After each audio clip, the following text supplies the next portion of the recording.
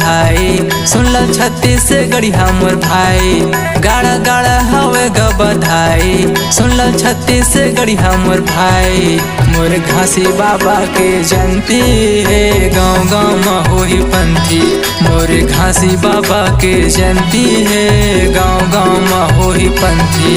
गाड़ा गाड़ा हवे ग बधाई, सुनल छत्तीसगढ़ी हमर भाई। गाड़ा गाड़ा हवे ग बधाई, सुनल छत्तीसगढ़ी हमर भाई। मोरे गुरु बाबा के जयंती है, गाँव गाँव में होई पंथी। मोरे घासी बाबा के जयंती है, गाँव गाँव में होई पंथी।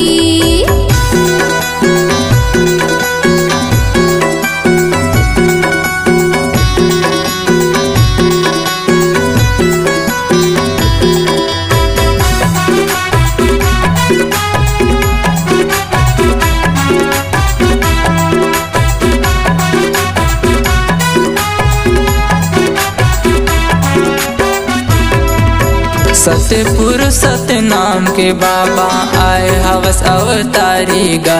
जगमाया जोर बगराए ते बाबा ज्ञान की ज्योति जला के गा।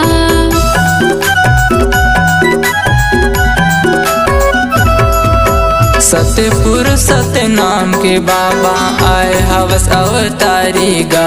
जगमाया जोर बगराए ते बाबा ज्ञान की ज्योति जला के गा। सादा सादा हवे ग निशानी, मीठा अटल हवे तोर जुबानी। सादा सादा हवे ग निशानी, मीठा अटल हवे तोर जुबानी।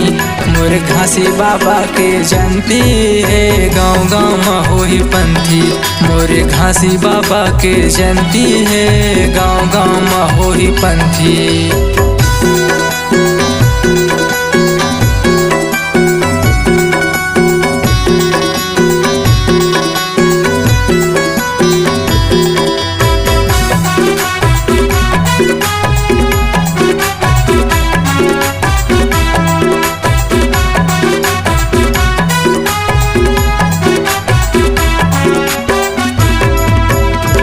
महीनक तिहार है भैया, मोर घासी बाबा जयंती गा।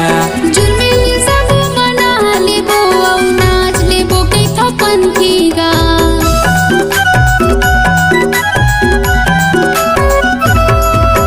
12 महीनक तिहार है भैया, मोर घासी बाबा जयंती गा।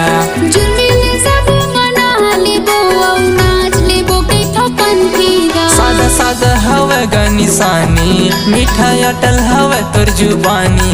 सादा सादा हवे ग निशानी, मीठा अटल हवे तोर जुबानी।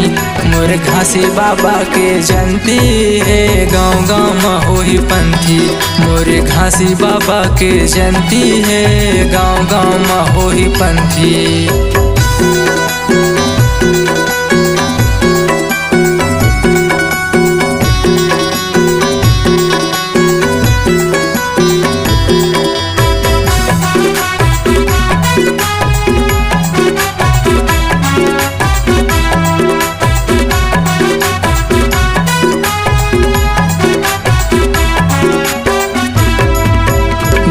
आसन सजाए में बाबा, नरियर फूल बंगला पान माँ। लौंग इलायची सब मिला के बनाई हो प्रसाद ला।